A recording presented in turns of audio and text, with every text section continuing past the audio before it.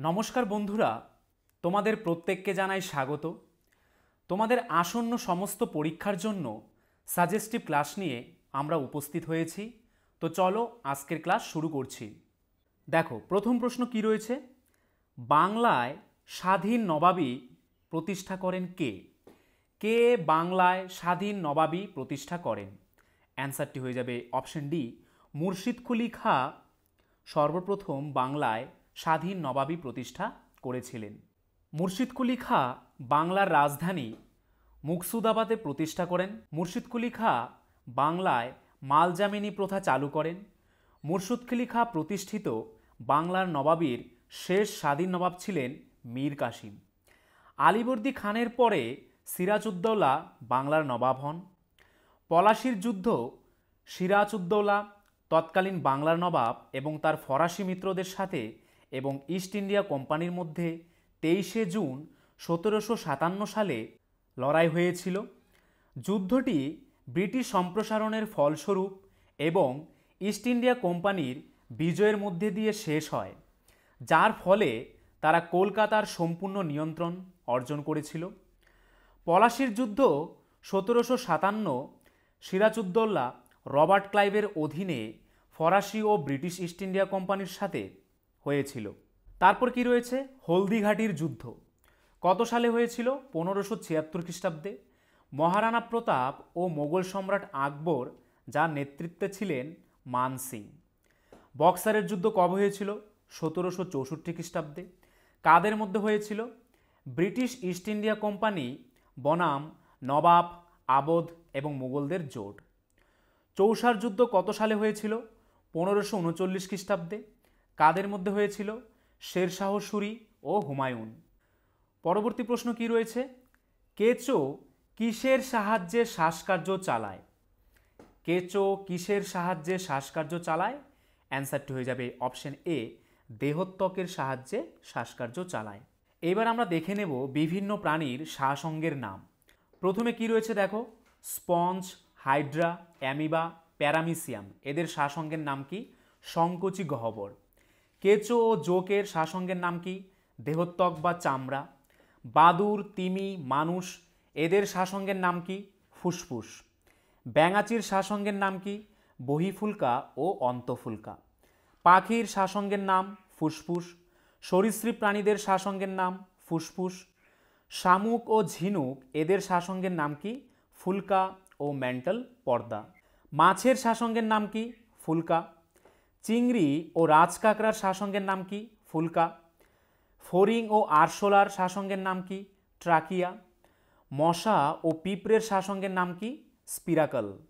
পরবর্তী প্রশ্ন, কোন বিজ্ঞানী সর্বপ্রথম পরীক্ষামূলকভাবে সার্বজনীন মহাকর্ষীয় ধ্রুবক জি এর মান নির্ণয় করেছিলেন? কোন বিজ্ঞানী সর্বপ্রথম পরীক্ষামূলকভাবে সার্বজনীন মহাকর্ষীয় ধ্রুবক, যার চিহ্ন কি জি, এর মান নির্ণয় করেছিলেন? অ্যান্সারটি হয়ে যাবে অপশন এ, বিজ্ঞানী ক্যাভেন্ডিশ। হেনরি ক্যাভেন্ডিশ কোন দেশের অধিবাসী ছিলেন? যুক্তরাজ্যের। কি করেছিলেন, কি আবিষ্কার করেছিলেন? হাইড্রোজেন ও জি এর মান আবিষ্কার করেছিলেন। জোহানেস কেপলার কোন দেশের বিজ্ঞানী? জার্মানির। কি আবিষ্কার করেছিলেন? কেপলারিয়ান টেলিস্কোপ ও গ্রহের গতির সূত্র। স্যার আইজ্যাক নিউটন কোথাকার অধিবাসী? যুক্তরাজ্যের। কি আবিষ্কার করেছিলেন? গতির নিয়ম ও সার্বজনীন মহাকর্ষের সূত্র। লরেন্ট ফ্রাইডেল কোন দেশের বিজ্ঞানী? ফ্রান্সের। কি আবিষ্কার করেছিলেন? কোয়ান্টাম মহাকর্ষ, মেটাস্ট্রিং তত্ত্বে অবদান। অজয় নদ যে দুটো নদীর মধ্যে দিয়ে প্রবাহিত হয় তা হলো, অথবা অজয় নদ কোন দুটি নদীর মধ্যে দিয়ে প্রবাহিত হয়? অ্যান্সারটি হয়ে যাবে অপশন ডি, দামোদর ও ময়ূরাক্ষী নদীর মাঝখান দিয়ে অজয় নদ প্রবাহিত হয়। অজয় নদী ভারতের পশ্চিমবঙ্গ রাজ্যের একটি প্রধান নদী। এটি ঝাড়খণ্ডের সাঁওতাল পরগনার পাহাড় থেকে যাত্রা শুরু করে। এটি ভাগীরথী নদীর অন্যতম প্রধান উপনদী, যা গঙ্গার একটি উৎস প্রবাহ। দামোদর ও ময়ূরাক্ষী নদীর মাঝে অজয় নদ অবস্থিত। অজয় নদের উত্তরে রয়েছে ময়ূরাক্ষী নদী এবং দক্ষিণে রয়েছে দামোদর নদী। দামোদর নদীর উৎস হল ছোটনাগপুর মালভূমি, ঝাড়খণ্ডের পালামু পাহাড় থেকে যার উৎপত্তি, এবং মুখ হুগলি নদী ও রূপনারায়ণ নদী। নদীটি বেগুয়াহানায় দুটি ভাগে বিভক্ত হয়। মূল প্রবাহটি মুন্ডেশ্বরী প্রণালী পেরিয়ে রূপনারায়ণে গিয়ে পড়ে। অন্যটি হল আমতা প্রণালী, যা বেশি বন্যায় নির্গত বস্তু বয়ে নিয়ে যায় এবং হুগলিতে গিয়ে পড়ে। দামোদর নদীর ওপর 4টি বাঁধ নির্মাণ করা হয়েছে। এই 4টি বাঁধ কী কী?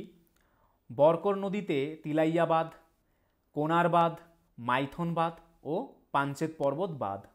হুগলি নদীর উপনদীগুলি হল ময়ূরাক্ষী, জলঙ্গি, অজয়, দামোদর, রূপনারায়ণ এবং হলদি নদী। দামোদর উপত্যকায় ঝাড়খণ্ড ও পশ্চিমবঙ্গে কয়লা বেল্টের বৃহত্তম কয়লা খনি রয়েছে। ঝারিয়ায় ভারতের বৃহত্তম কয়লা ক্ষেত্র এটি। এইবার আমরা দেখে নেব দুটি নদীর মিলিত প্রবাহ কী নামে পরিচিত। কি আছে প্রথমে? অলকানন্দা ও ধৌলিগঙ্গার মিলিত প্রবাহের নাম কি? বিষ্ণুপ্রয়াগ। অলকানন্দা ও সরস্বতীর মিলিত প্রবাহের নাম কি? কেশবপ্রয়াগ। অলকানন্দা ও নন্দাকিনীর মিলিত প্রবাহের নাম কি? নন্দপ্রয়াগ। অলকানন্দা ও পিন্ডারের মিলিত প্রবাহের নাম কি? কর্ণপ্রয়াগ। অলকানন্দা ও মন্দাকিনীর মিলিত প্রবাহের নাম কি? রুদ্রপ্রয়াগ। অলকানন্দা ও ভাগীরথীর মিলিত প্রবাহের নাম কি? দেবপ্রয়াগ। গঙ্গা, যমুনা, সরস্বতী এদের মিলিত প্রয়াগকে কি বলা হয়? প্রয়াগরাজ। গঙ্গা ও যমুনা কোথায় মিলিত হয়? এলাহাবাদে। হায়দ্রাবাদের যমজ শহরটি হল, অথবা হায়দ্রাবাদের যমজ শহর কোনটি? অ্যান্সারটি কিন্তু হয়ে যাবে অপশন এ, সেকেন্দ্রাবাদ। সেকেন্দ্রাবাদ হচ্ছে হায়দ্রাবাদের যমজ শহর। এবার আমরা দেখে নেব বিভিন্ন শহরের যমজ শহর। যেমন কলকাতার যমজ শহর কি? হাওড়া। আসানসোলের দুর্গাপুর। জলপাইগুড়ির শিলিগুড়ি। কোচবিহারের আলিপুরদুয়ার। ব্যারাকপুরের যমজ শহর কোনটি? বারাসাত। জলপাইগুড়ির কি রয়েছে? ময়নাগুড়ি। গুয়াহাটির যমজ শহর কোনটি? দিসপুর। আমেদাবাদের গান্ধীনগর। সুরাটের নবসারী। হায়দ্রাবাদের সেকেন্দ্রাবাদ। তিরুনেলভেলির যমজ শহর কোনটি? পাল্লামকোট্টাই। ভবানীর কোমারাপালায়াম। পন্ডিচেরির যমজ শহর কোনটি? কুদ্দালোর। বারাণসীর যমজ শহর কোনটি? মুঘলসরাই। নয়ডার যমজ শহর কোনটি? গ্রেটার নয়ডা। প্রয়াগরাজ নাইনি। এবং কোচির যমজ শহর কোনটি? এর্নাকুলাম। জিজিয়া কর দিতে হতো যাদের, অথবা কাদের জিজিয়া কর দিতে হতো? অ্যান্সারটি হয়ে যাবে অপশন সি, অমুসলিমদের জিজিয়া কর দেওয়া হতো। তাহলে অ্যান্সারটি কি হয়ে যাবে? অ্যান্সারটি হয়ে যাবে অপশন সি, অমুসলিম। এই করটি কিন্তু অমুসলিমদের সরকারকে দিতে হতো। মোগল আমলে আকবর জিজিয়া কর বিলোপ করেন। আকবর 1964 সালে জিজিয়া কর বিলোপ করেন। আকবর হিন্দুদের ওপর থেকে তীর্থকরও তুলে দেন। আকবর তিনি আগ্রা ফোর্ট, ফতেপুর সিক্রি, এলাহাবাদ দুর্গ, বুলন্দ দরজা, গোয়ালিয়র দুর্গ, নাসিমবাগ, পঞ্চমহল প্রভৃতি নির্মাণ করেছেন। শালিমার বাগ, নিশাত উদ্যান, আকবরের সমাধি প্রতিষ্ঠা করেছেন কে? জাহাঙ্গীর। আকবরের সময়কাল কত ছিল? 1556 থেকে 1605 সাল পর্যন্ত। জন্ম কোথায় হয়েছিল? সিন্ধু প্রদেশের অমরকোটে। কত সালে? 1542 সালে। মাত্র 13 বছর 4 মাস বয়সে সম্রাট হন। হিমু দিল্লি আগ্রা জয় করে বিক্রমজিৎ উপাধি নেন। বিজাপুরের আদিল শাহের মন্ত্রী ছিলেন কে? এই হিমু। পানিপথের দ্বিতীয় যুদ্ধ কত সালে হয়? 1556 সালে নভেম্বর মাসে। কাদের মধ্যে হয়েছিল? মুঘল ও আফগানদের মধ্যে। মুঘলদের পক্ষে বৈরাম খাঁ এবং আফগানদের পক্ষে কে ছিলেন? হিমু। হিমু পরাজিত হলে বৈরাম তার শিরচ্ছেদ করেন। বৈরাম খাঁর অভিভাবকত্বে গোয়ালিয়র, আজমির ও জৌনপুর দখল করেন। আরও 2 বছর আকবর ধাইমা মাহম আনগা ও তার ছেলে আদম খাঁর অধীনে ছিলেন। আকবর প্রথমে জয়পুরের বিহারিমলের কন্যাকে 1562 সালে এবং বিকানিরের রাজকন্যাকে 1570 সালে বিবাহ করেন। জায়গিরদার প্রথা আকবর প্রবর্তন করেন। 1566 সালে মেবারের সিসোদীয় বংশের রানা উদয় সিংহ আকবরের বশ্যতা স্বীকার না করলে যুদ্ধ হয়। উদয় সিং পালিয়ে গেলে 2 সেনাপতি জয়মল ও পশুমল বীর বিক্রমে যুদ্ধ করে নিহত হন। 1576 সালে হলদিঘাটের যুদ্ধে রানা প্রতাপ মুঘলদের কাছে পরাজিত হন। মুঘল পক্ষে নেতৃত্ব দিয়েছিলেন কে? মান সিং ও আশফ খাঁ। রানা প্রতাপের ঘোড়ার নাম কি ছিল? চৈতক। 1576 সালে রাজমহলের যুদ্ধে বাংলার কর্ণানী বংশের পাঠান সুলতান দাউদকে পরাস্ত করেন। আকবর 1586 সালে কাশ্মীর এবং 1593 সালে সিন্ধু প্রদেশ জয় করেন। আহম্মদনগরের চাঁদ সুলতান বা চাঁদ বিবি 1595 সালে পরাজিত হন। 1599 সালে বিরহানপুর দুর্গ দখল করেন। 1601 সালে আশিরগড় দুর্গ জয়ই ছিল আকবরের জীবনের শেষ যুদ্ধাভিযান। আফগান আদিবাসী গোষ্ঠীর বিদ্রোহ দমন করতে আকবর জৈন খান ও রাজা বীরবলকে পাঠান, কিন্তু 1586 সালে বীরবলসহ বহু সৈন্য মালান্দার পাশে আফগান বিদ্রোহীদের হাতে মারা যান। গুজরাট জয়কে স্মরণীয় করে রাখতে তিনি ফতেপুর সিক্রিতে বুলন্দ দরওয়াজা নির্মাণ করেন। আকবর 1605 খ্রিস্টাব্দে মারা যান। কিসে আক্রান্ত হয়ে? ব্লাডি ডিসেন্ট্রিতে আক্রান্ত হয়ে। সেকেন্দ্রাতে সমাধিস্থ করা হয়। আকবরের শাসনাবস্থায় তার নিচেই ছিলেন ভকিল নামে উচ্চপদস্থ কর্মচারী বা তার প্রধানমন্ত্রী। শাসন কার্যের সুবিধার জন্য আকবর মুঘল সাম্রাজ্যকে সর্বপ্রথম সুবা বা প্রদেশে ভাগ করেন। সুবার শাসনভার সুবাদারদের উপর ন্যস্ত ছিল। অনেক সময় সুবাকে সরকারে ও সরকারকে পরগনাতে বিভক্ত করা হতো। আকবর তার সাম্রাজ্যকে 12টি মতান্তরে 15টি সুবায় ভাগ করেন। তোমাদের আসন্ন ডাব্লিউবিপি, কেপি ক্লার্কশিপ, মিসলেনিয়াস পরীক্ষার জন্য লাস্ট মিনিট ব্রহ্মাস্ত্র সাজেশন পেতে ও 90% প্লাস হুবহু কমন পেতে হলে আমাদের স্ক্রিনে দেওয়া নাম্বারে তোমরা হোয়াটসঅ্যাপ করে নাও। ফুড এসআই প্লাস ডাব্লিউবিপি পরীক্ষায় কিন্তু আমাদের নোট থেকে আমরা 90% প্রমাণসহ কমন দিয়েছিলাম। তাই আসন্ন তোমাদের যদি যে কোনো পরীক্ষা রয়েছে 80+ জিকে টপিক সঙ্গে অঙ্ক ও বাকি সব স্বল্প সময়ে পাশের গ্যারান্টি সাজেশন নিয়ে পাশ করতে আমাদের স্ক্রিনে দেওয়া নাম্বারে তাড়াতাড়ি হোয়াটসঅ্যাপ করে নাও। পরবর্তী প্রশ্ন, মিল্কি ওয়ের সবচেয়ে নিকটবর্তী ছায়াপথ হলো কোনটি? মিল্কি ওয়ের সবচেয়ে নিকটবর্তী ছায়াপথ কোনটি? অ্যান্সারটি হয়ে যাবে অপশন বি, অ্যান্ড্রোমেডা ছায়াপথ হচ্ছে মিল্কি ওয়ের সবচেয়ে নিকটবর্তী ছায়াপথ। অ্যান্ড্রোমেডা গ্যালাক্সি হচ্ছে মিল্কি ওয়ের সবচেয়ে কাছের বৃহৎ ছায়াপথ। পৃথিবী থেকে এই ছায়াপথটিকে খালি চোখে দেখা যায়। এই ছায়াপথটি মিল্কি ওয়ের থেকে সামান্য বড় বলে মনে করা হয়। পরবর্তী প্রশ্ন, রারো বাংলার লেখক কাকে বলা হয়? কাকে রারো বাংলার লেখক বলা হয়? অ্যান্সারটি কিন্তু হয়ে যাবে অপশন এ, তারাশঙ্কর বন্দ্যোপাধ্যায়কে রারো বাংলার লেখক বলা হয়। এনার ছদ্মনাম ছিল হাবু শর্মা। তথ্য, হাসলিবাকের উপকথা, গণদেবতা তার উল্লেখযোগ্য গ্রন্থ, করালি, বনমালী তার সৃষ্ট অমর চরিত্র। এবার আমরা দেখে নেব বিভিন্ন কবি এবং তাদের ছদ্মনাম। প্রথমে কি রয়েছে? সুবোধ ঘোষ। তিনি কি নামে কবিতা লিখতেন? কালপুরুষ বা সুপান্থ নামে। প্রেমেন্দ্র মিত্রের ছদ্মনাম কি? কৃত্তিবাস। সুনীল গঙ্গোপাধ্যায় নীললোহিত।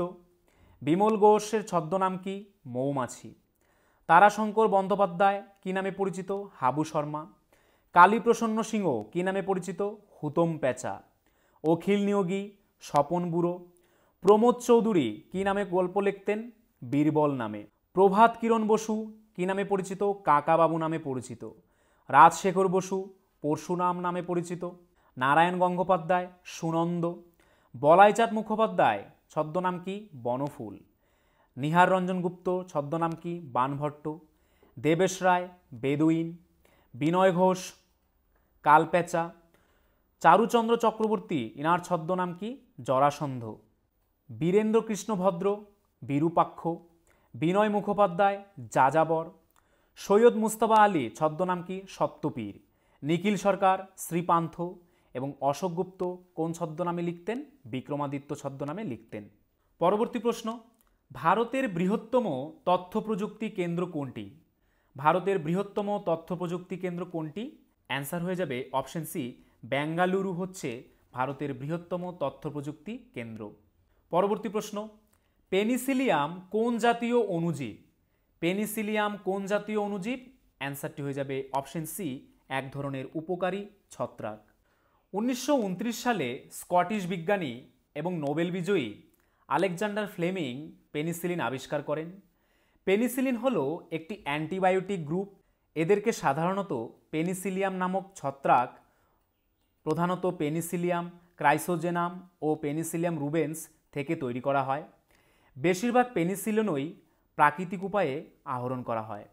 পরবর্তী প্রশ্ন, কোনটিকে ব্রাউন কোল বলে, বা নিচের অপশনগুলির মধ্যে কোনটিকে ব্রাউন কোল বা বাদামি কয়লা বলা হয়? অ্যান্সারটি হয়ে যাবে অপশন এ, লিগনাইট কয়লাকে বাদামি কয়লা বা ব্রাউন কোল বলা হয়। লিগনাইট কয়লাকে বাদামি কয়লা বলা হয়। কয়লার 4টি ভাগ রয়েছে: অ্যান্থ্রাসাইট, বিটুমিনাস, লিগনাইট ও পিট কয়লা। পিট কয়লাতে কয়লার পরিমাণ সবচেয়ে কম পরিমাণে আছে। পরবর্তী প্রশ্ন, এক অশ্ব ক্ষমতা সমান সমান কত ওয়াট? খুবই ইম্পর্টেন্ট একটি প্রশ্ন। এক অশ্ব ক্ষমতা সমান সমান কত ওয়াট? অ্যান্সারটি হয়ে যাবে অপশন এ, 746 ওয়াট। অশ্বশক্তি হল ক্ষমতার একক যা একটি ইঞ্জিন কতটা শক্তিশালী তা পরিমাপের জন্য ব্যবহৃত হয়। এটি প্রায় 746 ওয়াটের সমান। ধারণাটি সর্বপ্রথম জেমস ওয়াট দ্বারা উপস্থাপন করেন, যিনি বাষ্পীয় ইঞ্জিন আবিষ্কার করেছিলেন। যেহেতু মানুষ ঘোড়া ব্যবহার করতে অভ্যস্ত ছিল, এই শক্তির পরিমাণ সেই সময়ে অধিকাংশ লোক অনুমান করতে পারতেন। পরবর্তী প্রশ্ন, প্রাচীনকাল থেকে গণিত চর্চা শুরু হলেও কার আমলে প্রথম প্রামাণ্য গণিত গ্রন্থ রচিত হয়? কার আমলে প্রথম প্রামাণ্য গণিত গ্রন্থ রচিত হয়? অ্যান্সারটি হয়ে যাবে অপশন ডি, প্রথম আর্যভট্টের আমলে। প্রাচীনকালে ভারতীয় গণিতবিদরা গণিতশাস্ত্রে প্রথম দশাঙ্ক সংখ্যার প্রচলন করেন। মহাভারত ও পুরাণে দশাঙ্ক সংখ্যার ব্যাপক ব্যবহার দেখা যায়। ব্রহ্মপুরাণ, বিষ্ণুপুরাণ, মৎস্যপুরাণ প্রভৃতিতে দশাঙ্ক সংখ্যার খোঁজ পাওয়া যায়। গণিত বিষয়ে চর্চার প্রচলন অনেক আগে শুরু হলেও প্রথম আর্যভট্টের পূর্বে কোনো প্রামাণ্য গণিত গ্রন্থ রচিত হয়নি। প্রথম আর্যভট্ট থেকে সপ্তদশ শতাব্দী পর্যন্ত অন্ততপক্ষে 50টি গণিত ও গণিত সংক্রান্ত গ্রন্থ ভারতীয়রা রচনা করেন। পরবর্তী প্রশ্ন, বুদ্ধদেব দুঃখের উৎস ও তা থেকে মুক্তি লাভের জন্য কয়টি মহান সত্য পালনের নির্দেশ দিয়েছিলেন? বুদ্ধদেব দুঃখের উৎস এবং তা থেকে মুক্তি লাভের জন্য কয়টি মহান সত্য পালনের নির্দেশ দিয়েছিলেন? অ্যান্সারটি হয়ে যাবে অপশন বি, 4টি মহান সত্য পালনের নির্দেশ দিয়েছিলেন।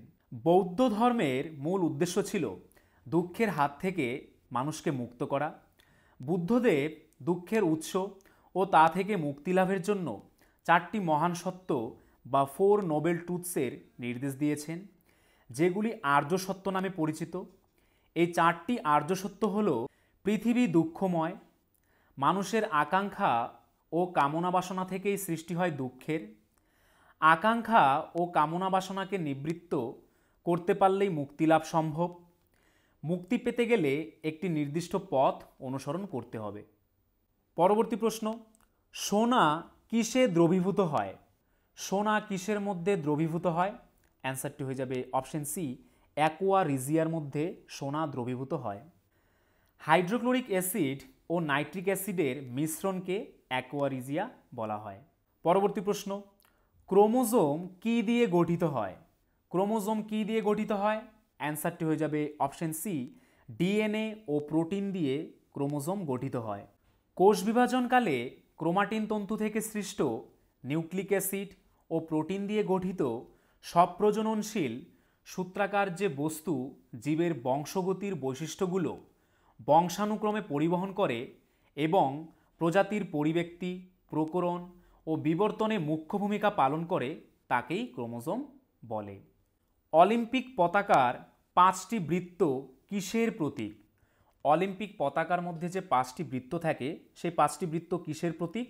অ্যান্সারটি হয়ে যাবে অপশন সি, মহাদেশের প্রতীক। নীল, হলুদ, কালো, সবুজ এবং লাল হলো অলিম্পিক লোগো রিংয়ের রঙের ক্রম। এটি 5টি মহাদেশকে প্রতিনিধিত্ব করে। ইউরোপের জন্য নীল রং, এশিয়ার জন্য হলুদ রং, আফ্রিকার জন্য কালো রং, ওশিয়ানের জন্য সবুজ বা অস্ট্রেলিয়ার জন্য, আর আমেরিকার জন্য লাল রং। পরবর্তী প্রশ্ন, কোন যুগে সভা ও সমিতির উল্লেখ পাওয়া যায়? কোন যুগে সভা ও সমিতির উল্লেখ পাওয়া যায়? অ্যান্সারটি হয়ে যাবে অপশন এ, ঋগ বৈদিক যুগে সভা ও সমিতির উল্লেখ পাওয়া যায়। ঋগ্বেদের যুগে অনেকগুলি গণপরিষদের উল্লেখ পাওয়া যায়। এগুলির মধ্যে সভা ও সমিতি ছিল সর্বাপেক্ষা উল্লেখযোগ্য। সভা ছিল গোষ্ঠীর বয়োবৃদ্ধদের সমাবেশ এবং সমিতিতে গোষ্ঠীর সর্বস্তরের জনগণ অংশগ্রহণ করতেন। পরবর্তী প্রশ্ন, মধুর প্রধান উপাদান কি? মধুর প্রধান উপাদান কোনটি? অ্যান্সারটি হয়ে যাবে অপশন ডি, ফ্রুক্টোজ। ফ্রুক্টোজ হচ্ছে মধুর প্রধান উপাদান। মধুর প্রধান উপাদান হলো ফ্রুক্টোজ। মধু মৌমাছি দ্বারা উৎপাদিত হয়। মধুর মিষ্টতা মূলত গ্লুকোজ এবং ফ্রুক্টোজের কারণে। ফ্রুক্টোজ ফলের চিনি নামেও পরিচিত এবং অনেক গাছে পাওয়া যায়। গ্লুকোজ, গ্যালাক্টোজ এবং ফ্রুক্টোজের আণবিক সূত্র একই, C6H12O6, কিন্তু রাসায়নিক গঠনে ভিন্ন। মল্টোজের রাসায়নিক সূত্র হল C12H22O1। পরবর্তী প্রশ্ন, ক্যান্টারবেরি তৃণভূমি কোথায় দেখা যায়? কোথায় ক্যান্টারবেরি তৃণভূমি দেখা যায়? অ্যান্সারটি হয়ে যাবে অপশন সি, নিউজিল্যান্ডে ক্যান্টারবেরি তৃণভূমি দেখা যায়। এবার দেখো কিছু উল্লেখযোগ্য তৃণভূমি এবং তাদের কোথায় অবস্থিত। প্রথমে কি রয়েছে? পম্পাস। পম্পাস তৃণভূমি কোথায় দেখা যায়? দক্ষিণ আমেরিকায়। ভেল্ট দক্ষিণ আফ্রিকায়। ডাউন্স কোথায় দেখা যায়? অস্ট্রেলিয়াতে।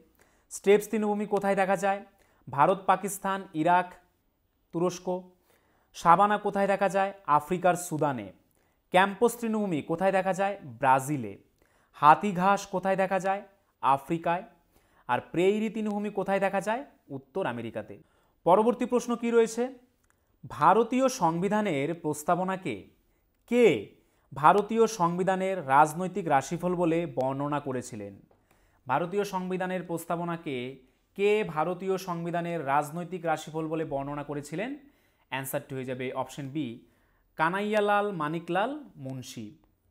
ভারতীয় সংবিধানের প্রস্তাবনাকে সংবিধানের আত্মা কে বলেছেন? ঠাকুরদাস ভার্গব। পরবর্তী প্রশ্ন কি রয়েছে? শনির বৃহত্তম উপগ্রহটি হল? শনির বৃহত্তম উপগ্রহ কোনটি? অ্যান্সারটি হয়ে যাবে অপশন এ, টাইটান। টাইটান হচ্ছে শনির বৃহত্তম উপগ্রহ। তারপর দেখো, পৃথিবীর উপগ্রহের নাম কি? চাঁদ। মঙ্গলের উপগ্রহগুলি কি কি? ডাইমোস ও ফোবস। বৃহস্পতির উপগ্রহগুলি কোনগুলো? গ্যানিমিড ও ইউরোপা। ইউরেনাসের উপগ্রহ কোনটি? Miranda, Oberon. নেপচুনের উপগ্রহ কোনটি? ট্রাইটন। প্লুটোর উপগ্রহ কোনটি? হাইড্রা এবং নিক্স। পরবর্তী প্রশ্ন, আইনত কে যুদ্ধ ঘোষণা করতে পারেন বা আইন অনুযায়ী কে যুদ্ধ ঘোষণা করতে পারেন? অ্যান্সারটি হয়ে যাবে অপশন এ, ভারতের রাষ্ট্রপতি আইন অনুযায়ী যুদ্ধ ঘোষণা করতে পারেন। প্রধানমন্ত্রীর নেতৃত্বে মন্ত্রিপরিষদের লিখিত অনুরোধের ভিত্তিতেই রাষ্ট্রপতি এই ধরনের জরুরি অবস্থা ঘোষণা করতে পারেন। এই জাতীয় ঘোষণা অবশ্যই সংসদের উভয় কক্ষের সামনে পেশ করতে হবে এবং 1 মাস পরে জরুরি অবস্থার মেয়াদ শেষ হয়ে যায় যদি না উভয় কক্ষ পৃথকভাবে বসে এবং ভোট দেয়। পরবর্তী প্রশ্ন, লক্ষণ সেনের রাজত্বকালে কোন তুর্কি বাংলা আক্রমণ করেন? লক্ষণ সেনের রাজত্বকালে কোন তুর্কি বাংলা আক্রমণ করেছিলেন? অ্যান্সারটি হয়ে যাবে অপশন এ, বখতিয়ার খলজি বাংলা আক্রমণ করেছিলেন। বখতিয়ার খিলজি বাংলার রাজা লক্ষণ সেনকে পরাজিত করে বাংলার একটি অংশ জয় করেন। খিলজি রাজবংশের প্রতিষ্ঠাতা ছিলেন জালালউদ্দিন ফিরোজ খলজি। খিলজি বংশের সবচেয়ে শক্তিশালী রাজা কে ছিলেন? আলাউদ্দিন খিলজি। দাস রাজবংশ ছিল দিল্লি সাম্রাজ্যের প্রথম রাজবংশ। দাস রাজবংশ মামলুক রাজবংশ নামেও পরিচিত ছিল। কৃতদাস রাজবংশ 1206 সাল থেকে 1290 সালের মধ্যে শাসন করেছিল। এটি কুতুব আল-দিন আইবক দ্বারা প্রতিষ্ঠিত হয়েছিল। ইলতুৎমিশ দাস রাজবংশের একজন রাজা ছিলেন। তিনি 1211 থেকে 1236 সাল পর্যন্ত দাস রাজবংশের শাসক হন। তিনি লাহোরকে প্রতিস্থাপন করে দিল্লিকে তার রাজ্যের রাজধানী করেন। তিনি রৌপ্য মুদ্রা টঙ্কা এবং তামার মুদ্রা জিতল প্রবর্তন করেন। তিনি কুতুব মিনার নির্মাণ সম্পন্ন করেন। তিনি 1221 সালে চেঙ্গিস খানের নেতৃত্বে একটি আক্রমণ বন্ধ করেন। তিনি চালিসা নামে পরিচিত কৃতদাসদের একটি সরকারি অভিজাত্য স্থাপন করেছিলেন। তিনি 1236 সালে মারা যান এবং তার কন্যা রাজিয়া সুলতানা তার স্থলাভিষিক্ত হন। পরবর্তী প্রশ্ন, ঘর্ষণের ফলে যে শক্তি উৎপন্ন হয় তা কোনটি? অ্যান্সারটি কিন্তু হয়ে যাবে অপশন সি, তাপ শক্তি। ঘর্ষণের ফলে তাপ শক্তি উৎপন্ন হয়। ঘর্ষণের ফলে একটি বস্তুর কক্ষপথে উপস্থিত শক্তির পরিমাণ বাড়ে এবং তাপমাত্রা উচ্চ হয়। দুইটি বস্তুর মধ্যে ঘর্ষণ হলে তাদের পৃথক পৃথক অণুগুলি সমন্বয় করা হয়। এই সমন্বয়ের ফলে বস্তুর কেন্দ্রীয় শক্তি পরিবর্তিত হয় এবং তাপ উৎপন্ন হয়। পরবর্তী প্রশ্ন, কোন মশা ডেঙ্গু রোগের ভাইরাস বহন করে? কোন মশা ডেঙ্গু রোগের ভাইরাস বহন করে? অ্যান্সারটি হয়ে যাবে অপশন সি, স্ত্রী এডিস মশা ডেঙ্গু রোগের ভাইরাস বহন করে। তারপর দেখো, এনকেফালাইটিস কিউলেক্স নামক মশার মাধ্যমে ছড়ায় এই রোগ। পিত জ্বর ইয়েলো ফিভার নামে পরিচিত, এই রোগের বাহকও এডিস অ্যাজিপ্টা। চিকনগুনিয়া এই রোগের বাহকও ওই এডিস এজিপ্টাই মশা। ম্যালেরিয়া স্ত্রী অ্যানোফিলিস মশা মানবদেহে ম্যালেরিয়ার জীবাণু ছড়ায়। পরবর্তী প্রশ্ন, জিডিপি এর পূর্ণ রূপ কি বা জিডিপির সম্পূর্ণ নাম কি? অ্যান্সারটি কিন্তু হয়ে যাবে option B, gross domestic product. এটি হচ্ছে জিডিপির পূর্ণ রূপ। জিডিপি হলো একটি নির্দিষ্ট সময়ের মধ্যে অর্থনীতিতে উৎপাদিত সমস্ত চূড়ান্ত পণ্য ও পরিষেবার বাজার মূল্য বা মূল্যের সমষ্টি। পরবর্তী প্রশ্ন, প্রকৃতির সবচেয়ে শক্তিশালী বল হলো অথবা প্রকৃতির সবচেয়ে শক্তিশালী বল কোনটি? অ্যান্সারটি কিন্তু হয়ে যাবে অপশন সি, নিউক্লিয় বল। প্রোটন এবং নিউট্রন একটি শক্তিশালী পারমাণবিক বল দ্বারা নিউক্লিয়াসে একত্রিত হয়। যেহেতু এই বলটি অত্যন্ত শক্তিশালী, তাই নিউক্লিয়াসের আকার ক্রমাগত সংকুচিত হতে থাকে, নিউক্লিয়াসের ঘনত্ব বৃদ্ধি পায়। এটি প্রকৃতির সবচেয়ে শক্তিশালী বল। পরবর্তী প্রশ্ন, কোন রাজ্যের সরকার তানসেন সম্মান চালু করেছে? কোন রাজ্যের সরকার তানসেন সম্মান চালু করেছে? অ্যান্সারটি হয়ে যাবে অপশন সি, মধ্যপ্রদেশ রাজ্যের সরকার তানসেন সম্মান চালু করেছে। তারপর দেখো বিভিন্ন পুরস্কার কোন ক্ষেত্রে দেওয়া হয় এবং তাদের সময়কাল। প্রথমে কি রয়েছে? সাহিত্য একাডেমি সাহিত্য সম্মাননার ক্ষেত্রে দেওয়া হয়। কত সাল থেকে দেওয়া শুরু হয়? 1954 সাল থেকে।